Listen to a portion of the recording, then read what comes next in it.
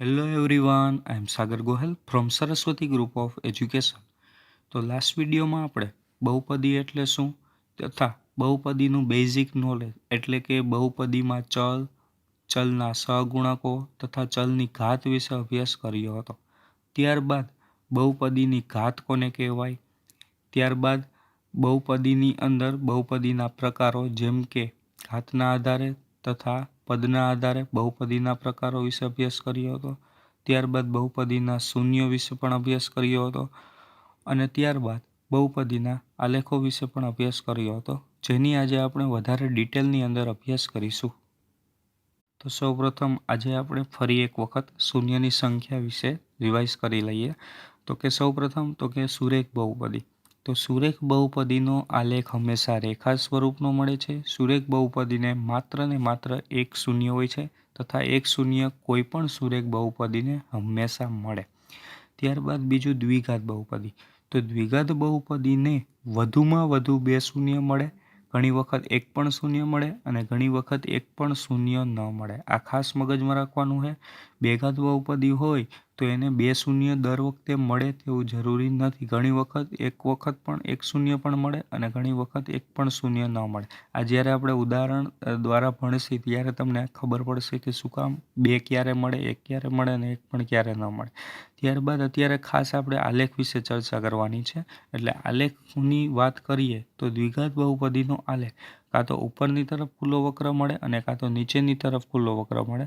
ક્યારે ઉપરની તરફ મળે અને ક્યારે નીચેની તરફ મળે, તો કે જ્યારે એક સ્ક્વેરનો સહગુણક એટલે કે અહીં આપણી પાસે એક સ્ક્વેરનો સહગુણક, જો એક સ્ક્વેરનો સહગુણક પ્લસ હોય એટલે કે એક સ્ક્વેરની બાજુનો જે સહગુણક હોય તેની નિશાની જો પ્લસ હોય તો ઉપરની તરફ ખુલ્લો વક્ર, તથા એક સ્ક્વેરની જો સહગુણકની નિશાની માઇનસ હોય તો તે નીચેની તરફ ખુલ્લો વક્ર મળે. હવે એનું આપણે ડિટેલમાં કઈ કઈ ટાઈપના આલેખ હોય એના વિશે વધારે ચર્ચા કરીએ. તો અહીં તમને એક આલેખ આપેલ છે. આલેખ જોઈને તમે શું જણાવી શકો કે આ કઈ બહુપદીનો હશે? તો આપણે આલેખ દોરવાના એક્ઝામની અંદર આવશે નહીં, પરંતુ એક માર્કની અંદર શોર્ટ ક્વેશ્ચનમાં આલેખ જોઈને આપણે જણાવવાનું હોય કે આ કઈ ટાઈપની બહુપદીનો આલેખ છે, અથવા તો આલેખ છે તો આલેખને કેટલા શૂન્ય મળી શકે. બરાબર, તો આ રીતની આપણે ચર્ચા કરવાની. તો સૌપ્રથમ આપણે આલેખ વિશે ડિટેલની અંદર અભ્યાસ કરીએ. તો અહીં તમે જોઈ શકો છો કે એક આડી અક્ષ આવેલી હોય છે જેને એક્સ અક્ષ કહેવાય છે, તથા એક ઊભી અક્ષ આવેલી હોય છે જે વાય અક્ષ કહેવાય છે. અહીં તમે આલેખ જોવો તો એક્સ અક્ષ પર અમુક બિંદુ છે તથા વાય અક્ષ ઉપર બિંદુ છે. એ તો દરેક આલેખની અંદર હશે જ. હવે આપણે મેઇન આલેખની ચર્ચા કરીએ તો અહીં જે આલેખ આપેલ છે તે એક રેખા આપેલ છે. શું આપેલ છે? એક રેખા. જે રેખાનું સમીકરણ ઓલરેડી તમને રકમની અંદર આપી દીધું છે. એક્ઝામમાં આવું સમીકરણ ને એવું કંઈ આપશે નહીં. આ તો એમને આપણી પાસે એક y is equal to 2x+3. કહેવાનો મિનિંગ એ છે કે y is equal to 2x+3. y એટલે કે એમને આપણી પાસે ઘણી વખત y પણ આપે અથવા ઘણી વખત f(x) પણ આપે. એ y અને f(x) બે સેમ જ છે. તો f(x) is equal to 2x+3 તમને આપેલું છે. એનો મિનિંગ એવો થયો કે તમે અહીં એક્સની જગ્યાએ અલગ અલગ કિંમત મૂકતા જાઓ એટલે તમે આલેખ દોરી શકો. જેમ કે એક્સ બરાબર તમે 1 મૂકો તો 2 એકા 2 ને 3 5 થાય. એવી રીતે 2x બરાબર 2 મૂકો તો 2 દુ 4 ને 3 7 થાય. આ મુજબ આપણને અલગ અલગ બિંદુ મળતા જાય એ મુજબ આપણે આલેખ દોરી શકીએ. પણ અત્યારે આપણે આલેખ દોરવાનું નથી. તો સૌપ્રથમ તમે અહીં જોઈ શકો છો કે આ બહુપદી છે તેની એક્સની એક ઘાત છે. કેટલી ઘાત છે?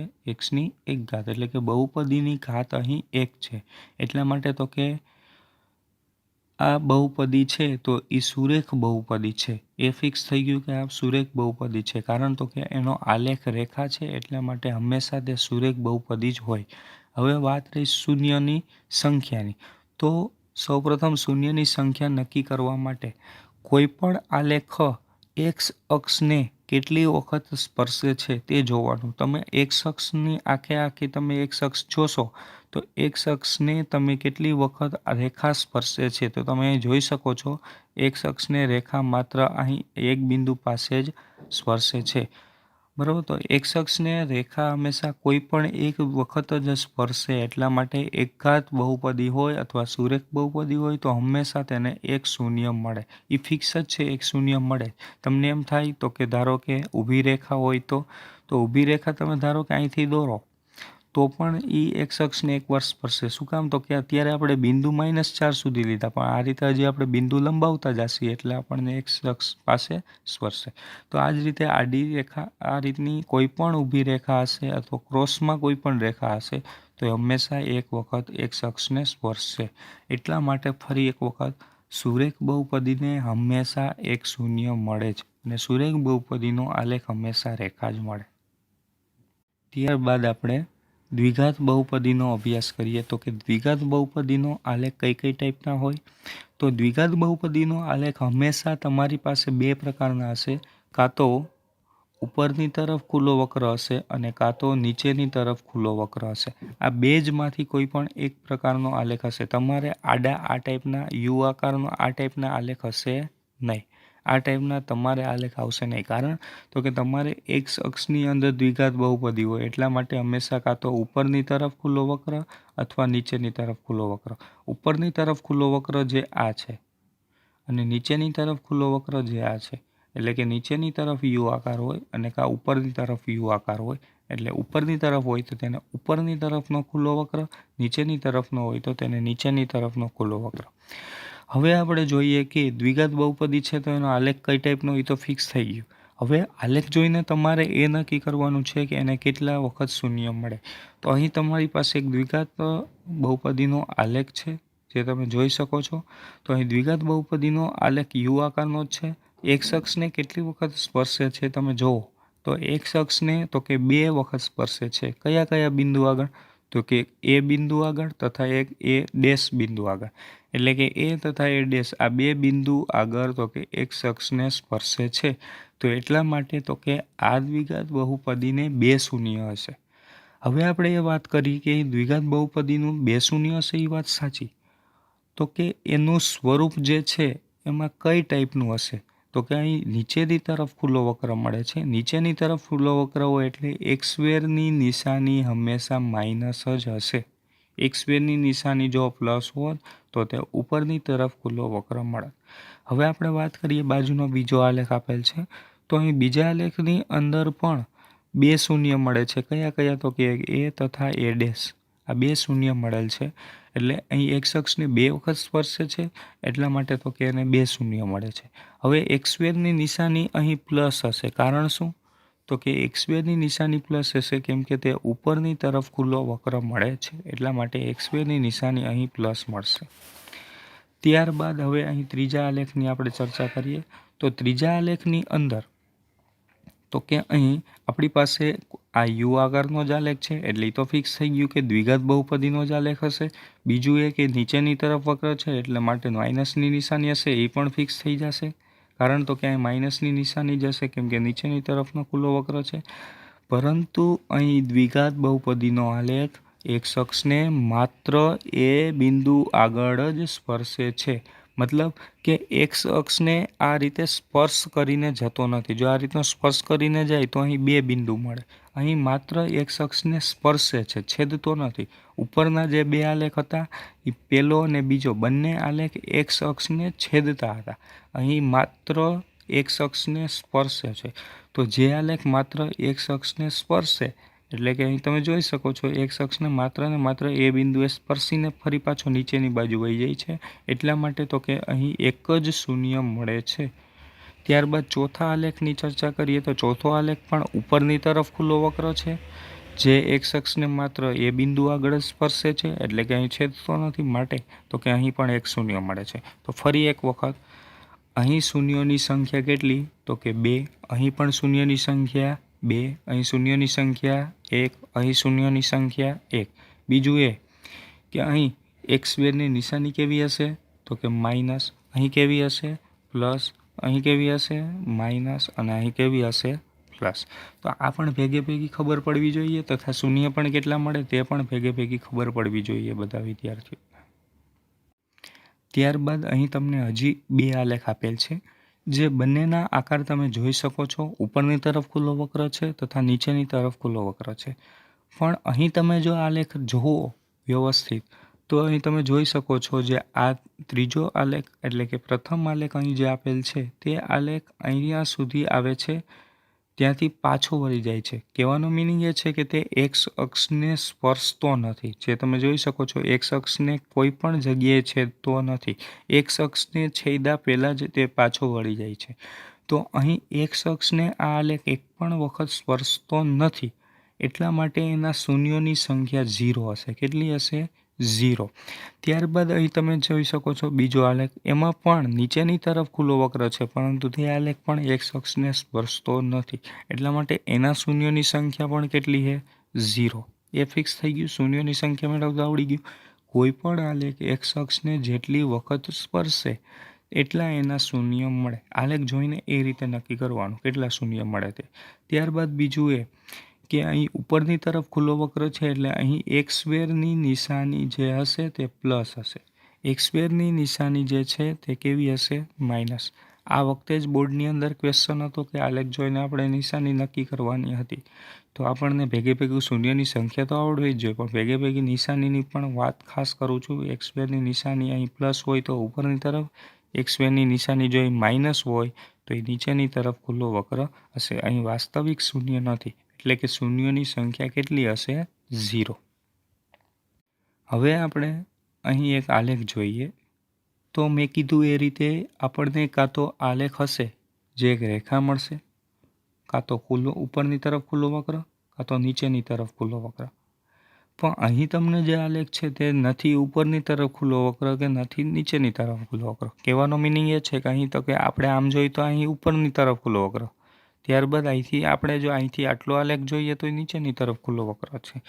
તો અહીં આ આલેખ છે તો કે તે ભેગો આલેખ છે, એટલે કે ભેગો ઉપરની તરફ પણ છે અને નીચેની તરફ પણ છે. એટલે કે નથી આ આલેખ સુરેખ બહુપદીનો, કેમ કે તો રેખા હોવી જોઈએ. દ્વિઘાત બહુપદીનો હોય તો માત્ર ઉપરની તરફ અને કાં તો માત્ર નીચેની તરફ ખુલ્લો વક્ર જ હોવો જોઈએ. પરંતુ અહીં આલેખ કર્વ ટાઈપનો છે, એટલે કે થોડીક સુધી ઉપર જાય ત્યાંથી બ્રેક થઈને પાછો નીચેની તરફ આવી જાય. તો આ આલેખ આપણી પાસે એક ઘાતનો નથી, બે ઘાતનો પણ નથી. આ આલેખ છે તે 3 ઘાતનો આલેખ છે. તો 3થી મોટી કોઈ પણ ઘાત હોય, એટલે કે 3, 4, 5, 6 આવી કોઈ પણ ઘાત હોય તો એનો આલેખ આ ટાઈપનો કર્વ ટાઈપનો મળે છે આપણને. તો અહીં તમે જોઈ શકો છો આ જે આલેખ છે એ એક્સ અક્ષને 3 વખત સ્પર્શ થાય છે, એટલે કે એક આ બિંદુ આગળ 2, 0, એક અહીંયા 0, 0 બિંદુ આગળ તથા એક અહીંયા -2, 0 બિંદુ આગળ. તો એક્સ અક્ષને 3 વખત સ્પર્શે છે, એટલા માટે તો કે અહીં આ આલેખ હશે તે 3 ઘાતનો આલેખ હશે. કેટલી ઘાતનો આલેખ હશે? 3 ઘાતનો. અહીં આપણે બીજું કંઈ નક્કી કરવાનું નથી, માત્ર 2 ઘાત સુધી બધી વસ્તુ આવડવી જોઈએ. એના સમીકરણ ને એના શૂન્યની સંખ્યા. 3 ઘાતથી વધારે માટે માત્ર ખાલી શૂન્ય મેળવતા તમારે શીખવાનું છે. અત્યારે આલેખ કઈનો હશે એ આપણે બહુપદીનું કયું વિધેય હશે એ આપણે શીખવાનું નથી. તો અહીં એક શખ્સને 3 વખત સ્પર્શે છે, માટે એના શૂન્યોની સંખ્યા નક્કી કરવી હોય તો શૂન્યની સંખ્યા કેટલી થશે? 3. આ જ રીતે 3 ઘાત હોય તો 3 ઘાતનો આલેખ હંમેશા 3 વખત જ સ્પર્શે એવું પણ જરૂરી નથી. જો આપણે ધારો કે એક્ઝામ્પલ લઈએ તો ધારો કે અહીંથી આલેખ આવ્યો, અહીંથી ફરી પાછો આમ થઈ ગયો, પછી આમ આવ્યો અને પછી આ રીતનો વયો ગયો.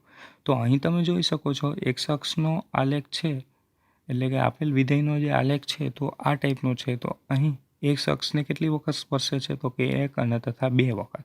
તો એટલા માટે એના શૂન્યની સંખ્યા થઈ 2. ખાસ ધ્યાન આપજો, અહીં શૂન્યની સંખ્યા થઈ 2. ધારો કે હું એક આ ટાઈપનો કંઈક આલેખ દોરું. એક શખ્સ છે, આ વાય અક્ષ છે, અહીંથી કોઈ પણ એક આલેખ આવ્યો, અહીંથી રિટર્ન થઈને આ રીતનો હાલો ગયો. તો અહીં તમે જોઈ શકો છો એક શખ્સને એક પણ વખત સ્પર્શતું નથી. ધારો કે હજી એક વખત હું એક આલેખ દોરું છું. અહીંથી કોઈ પણ એક આલેખ આવ્યો, અહીંયા આપણી પાસે આ રીતે સ્પર્શ થઈ અને આ રીતનો વયો ગયો અને ત્યારબાદ આ રીતે. તો અહીં તમે જોઈ શકો છો એક શખ્સને માત્ર અહીં એક જ વખત સ્પર્શ થાય છે, અહીં સ્પર્શ થતો નથી. એટલે કે અહીં 1 શૂન્ય મળે છે, આ આલેખમાં 0 શૂન્ય મળે છે. તો અહીં 3 ઘાતનો આલેખ હોય તો 3 ઘાતને વધુમાં વધુ 3 શૂન્ય મળે, વધુમાં વધુ 3 શૂન્ય મળે, કાં તો 2 શૂન્ય મળે, કાં તો 1 મળે અને કાં તો 0 મળે. તો હવે આપણે સૌપ્રથમ એક તારણ બનાવવાનું છે કે કોઈ પણ ઘાતવાળી બહુપદીને વધુમાં વધુ કેટલા શૂન્ય મળી શકે. તો ફરી એક વખત હું બોલું છું, એક ઘાતવાળી બહુપદીને વધુમાં વધુ 1 મળે અને 1 હંમેશા મળે જ. બે ઘાતવાળી બહુપદીને વધુમાં વધુ 2 મળે, કાં તો 1 મળે કાં તો 0 મળે. 3 ઘાતવાળી બહુપદીને વધુમાં વધુ 3 મળે, એનાથી ઓછા કેટલા મળે? તો કે 2 પણ મળી શકે, 1 પણ મળી શકે ને 1 પણ ન પણ મળે, એટલે કે 0 મળે. 4 ઘાતવાળી બહુપદીને વધુમાં વધુ કેટલા મળે? તો કે વધુમાં વધુ 4, કાં તો 3, 2, 1 અને કાં તો 0. એમ કહું 10 ઘાતવાળી બહુપદીને વધુમાં વધુ કેટલા શૂન્ય મળે? તો કે 10 ઘાતવાળી બહુપદીને વધુમાં વધુ 10 શૂન્ય મળે.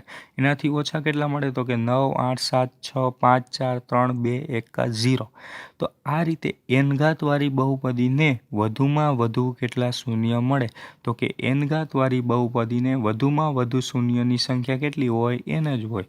25 ઘાતવાળી બહુપદીને વધુમાં વધુ કેટલા શૂન્ય મળે? 25. તો કોઈ પણ ઘાતવાળી બહુપદીને વધુમાં વધુ જેટલી સંખ્યા હોય એટલા જ શૂન્ય મળી શકે. બરાબર. અહીં પણ તમને જે આલેખ આપેલ છે તે પણ 3 ઘાતનો જ આલેખ છે, પરંતુ અહીં 3 શૂન્ય મળતા નથી. અહીં તમને જે આલેખ છે તો કે અહીં તો કે x અક્ષને માત્ર તો કે x અક્ષને 0 બિંદુ આગળ અહીં તમે જોઈ શકો છો 0 બિંદુ આગળ સ્પર્શીને આલેખ પાછો રિટર્ન થઈ જાય છે. અહીં તમે જોઈ શકો છો આલેખ ખાસ વ્યવસ્થિત જોવો તો 1 આગળ અને એક 0 આગળ, 2 બિંદુ આગળ ચેક થાય, 1 આગળ અને 0 આગળ. આ 2 બિંદુ આગળ સ્પર્શે છે એટલે કે અહીં શૂન્યોની સંખ્યા મળે છે 2, અહીં શૂન્યની સંખ્યા મળે છે 1. કેમ કે અહીં એક અક્ષને માત્ર સ્પર્શે છે અને આમાં તો કે એક અક્ષને છેદીને રિટર્ન થઈ જાય છે, એટલે કે ત્યાં 2 શૂન્ય મળે. તો આ બંને આલેખ છે તે 3 ઘાતના જ આલેખ છે, એટલે કે કાં તો 3 શૂન્ય, કાં તો 2 શૂન્ય, કાં તો 1 શૂન્ય અથવા 1 પણ શૂન્ય ન પણ મળે. ત્યારબાદ ઉદાહરણ 1. તો ઉદાહરણ 1ની અંદર તમને અલગ અલગ આલેખ આપેલ છે. આલેખ જુઓ તથા પ્રત્યેક આલેખ બહુપદી p ઓફ x માટેનો આલેખ છે. આ આલેખ માટે p ઓફ x ના શૂન્યોની સંખ્યા શોધો. એટલે કે અહીં માત્ર તમારે શૂન્ય કેટલા મળશે, એનું સમીકરણ કયું હશે એ આપણે જોવાનું નથી. ખાલી આલેખ જોઈને આપણે એ જોવાનું છે કે શૂન્યની સંખ્યા કેટલી હશે. તો અહીં સૌપ્રથમ આપણે પ્રથમ આલેખની ચર્ચા કરીએ. તો પ્રથમ આલેખમાં તમે જોઈ શકો છો x અક્ષને કેટલી વખત આલેખ સ્પર્શે છે. તો અહીં તમે x અક્ષ એટલે કે ખાલી આ અક્ષ x અક્ષ પર નજર ફેરવીએ તો x અક્ષને આલેખ તમે જોઈ શકો છો કેટલી વખત સ્પર્શે છે. ફરી એક વખત હું આલેખ ફરીથી ડ્રો કરું છું. અહીં તમને આલેખ આ ટાઈપનો કંઈક આપેલ છે. તો એ x અક્ષને માત્ર અહીં એક જ વખત સ્પર્શે છે. તો x અક્ષને તે એક વખત સ્પર્શે છે એટલા માટે શૂન્યોની સંખ્યા 1. ત્યારબાદ બીજો આલેખ એ x અક્ષને 2 બિંદુ આગળ સ્પર્શે છે, એક અહીંયા અને એક અહીંયા, એટલે કે એના શૂન્યની સંખ્યા 2. ત્યારબાદ અહીં ત્રીજો આલેખ જે આવેલ છે તે x અક્ષને 1 બિંદુ, અહીં બીજું બિંદુ અને અહીં ત્રીજું બિંદુ, તો 3 બિંદુ આગળ સ્પર્શે છે એટલા માટે એના શૂન્યોની સંખ્યા 3. તો આ રીતે પ્રથમ આલેખમાં 1 શૂન્ય, બીજામાં 2 તથા ત્રીજા આલેખમાં 3 શૂન્ય મળે છે. બાદ આપણે ચોથા આલેખની ચર્ચા કરીએ. તો ચોથા આલેખની અંદર એક અક્ષને કેટલી વખત સ્પર્શ થાય છે? તો કે એક અક્ષને તમે જોઈ શકો છો તો કે અહીં રેખા છે એ એક વખત સ્પર્શ થાય એટલે એના શૂન્યની સંખ્યા 1. ત્યારબાદ પાંચમા આલેખની ચર્ચા કરીએ. તો પાંચમા આલેખની અંદર અહીં ઉપરની તરફ ખુલ્લો વક્ર છે, પરંતુ તે માત્ર એક અક્ષને આ બિંદુ આગળ જ સ્પર્શ થાય છે, એક જ વખત સ્પર્શ થાય છે તમે જોઈ શકો છો. તો કે એટલા માટે એના શૂન્યની સંખ્યા 1, આના શૂન્યની સંખ્યા પણ 1 જ હતી. ત્યારબાદ આપણે છઠ્ઠા આલેખની ચર્ચા કરીએ. તો ખાસ જોજો એક અક્ષને કેટલી વખત સ્પર્શે છે. તો એક અક્ષને 1, 2, 3 તથા 4, અહીં 4 વખત સ્પર્શે છે એટલા માટે એના શૂન્યની સંખ્યા 4. આ રીતે ગમે તેટલી વખત એક અક્ષને સ્પર્શી શકે. હવે આપણે ફરી એક વખત આલેખના સમીકરણ વિશે ચર્ચા કરીએ. તો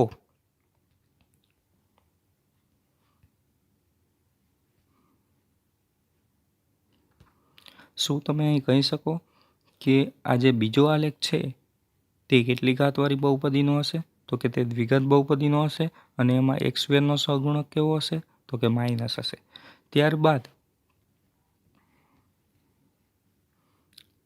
અહીં આપણે ચોથા આલેખની ચર્ચા કરીએ તો એક ઘાતવાળી બહુપદીનો જ હશે તથા પાંચમા આલેખનો વાત કરીએ તો અહીંયા એક્સ સ્ક્વેરનો સહગુણક કેવો હશે, પ્લસ હશે કે માઇનસ હશે? તો કે ત્યાં એક્સ સ્ક્વેરનો સહગુણક કેવો હશે, પ્લસ હશે. આપણે આ ટાઈપના આલેખ ક્યારે મળે એના ઉદાહરણને એ આપણે બીજા સ્વાધ્યાયની અંદર જ્યારે શૂન્ય મેળવીએ ત્યારે એનું વધારે ડિટેલની અંદર અભ્યાસ કરશી. અત્યારે ખાલી આલેખ જોઈને આપણે એ નક્કી કરવાનું છે કઈ ટાઈપનો આલેખ હશે. ત્યારબાદ સ્વાધ્યાય 2.1. તો અહીં સ્વાધ્યાય 2.1માં એક પણ દાખલો નથી, ખાલી આપણે આલેખ જોઈને પી ઓફ એક્સનો આલેખ જોવાનો છે તથા આલેખ જોઈને આપણે શૂન્યોની સંખ્યા નક્કી કરવાની છે. તો સૌપ્રથમ અહીં આપણે બધા આલેખ વિશે ખાસ ચર્ચા કરીએ તો બધા ભેગા વિચારતા પણ જજો. હું જે બોલું તે પહેલાં તમારે તમારી રીતે નક્કી કરવાનું છે કે કેટલા શૂન્ય મળી શકે. તો અહીં આપણે પ્રથમ આલેખની અંદર જોઈ શકો છો તમે એક્સ અક્ષને કેટલી વખત સ્પર્શ થાય છે. તો કે તમે ખાસ વ્યવસ્થિત હરખી રીતે આલેખ જોજો. એક્સ અક્ષને જે કેટલી વખત સ્પર્શે એટલા શૂન્ય મળે. તો અહીં આ એક્સ અક્ષ છે, એક્સ અક્ષને આલેખ કેટલી વખત સ્પર્શે છે? તો કે એક રેખા છે, રેખા ઉપરથી જ ચાલી જાય છે, એટલે કે આ રેખાને તમે ગમે તેટલી આગળ લંબાવશો પણ એ રેખા ક્યારેય એક્સ અક્ષને સ્પર્શ કરવાની નથી. તો એક્સ અક્ષને સ્પર્શ નહીં કરે એટલા માટે આના શૂન્યની સંખ્યા થઈ 0. ત્યારબાદ બીજો આલેખની ચર્ચા કરીએ તો બીજા આલેખની અંદર આલેખ છે તે એક વખત એક્સ અક્ષને સ્પર્શે છે, જે તમે અહીં જોઈ શકો છો. અહીં એક્સ અક્ષને એક વખત સ્પર્શે છે તો એટલા માટે એના શૂન્યોની સંખ્યા 1. ત્યારબાદ ત્રીજો જે આલેખ છે એક્સ અક્ષને કેટલી વખત સ્પર્શે છે? તો કે અહીં એક વખત, અહીંયા બીજી વખત તથા અહીંયા ત્રીજી વખત, એટલે કે એક્સ અક્ષને 3 વખત સ્પર્શે છે એટલા માટે એના શૂન્યની સંખ્યા 3. ત્યારબાદ ચોથો જે આલેખ છે તમે ખાસ સરખી રીતે જુઓ તો અહીં આ આલેખ એક્સ અક્ષને 2 વખત સ્પર્શે છે એટલા માટે તો કે એના શૂન્યોની સંખ્યા થઈ 2. પાંચમો આલેખ છે એક્સ અક્ષને કેટલી વખત સ્પર્શે છે? તો કે 1, 2, 3, 4, તો ટોટલ 4 વખત સ્પર્શે છે એટલા માટે એના શૂન્યની સંખ્યા થઈ 4. ત્યારબાદ પાંચમો આલેખ છે તો કે એ કેટલી વખત સ્પર્શે છે? તો કે અહીં છઠ્ઠો આલેખ 1, 2, 3, તો અહીં તમે જોઈ શકો છો એક વખત એક બિંદુ અહીંયા છે, બીજું બિંદુ એક અહીં છે તથા ત્રીજું બિંદુ અહીં છે. તો અહીં આ આલેખ પણ એક્સ અક્ષને 3 વખત સ્પર્શે છે. તો અહીં તમારે માત્ર એ જ નક્કી કરવાનું હતું કે કેટલા શૂન્ય મળે. તો અહીં મેં દરેક આલેખની અંદર લખેલું છે કે કેટલા શૂન્ય મળે, જે તમારે ટેક્સ્ટબુકમાંથી ઉદાહરણ તથા સ્વાધ્યાય 2.1 તથા આગળની જે મેં થિયરી લખી છે તે વિડીયો સ્ટોપ કરીને પહેલાં તો સંપૂર્ણપણે જેટલી પણ થિયરી લખેલ છે તે બધી ફેરબુકમાં ચેપ્ટર નંબર 2 હેડિંગ આપીને ફેરબુકની અંદર બધી થિયરી ઉતારવી. ત્યારબાદ વધારાના જે આલેખ દોરેલ છે તે આલેખ દોરવા જરૂરી નથી, એક પણ આલેખ દોરવાના નથી. ત્યારબાદ ડાયરેક્ટલી ઉદાહરણ 1 સ્ટાર્ટ કરવાનું છે તથા ત્યારબાદ સ્વાધ્યાય 2.1 આટલું કમ્પ્લીટ કરવાનું છે.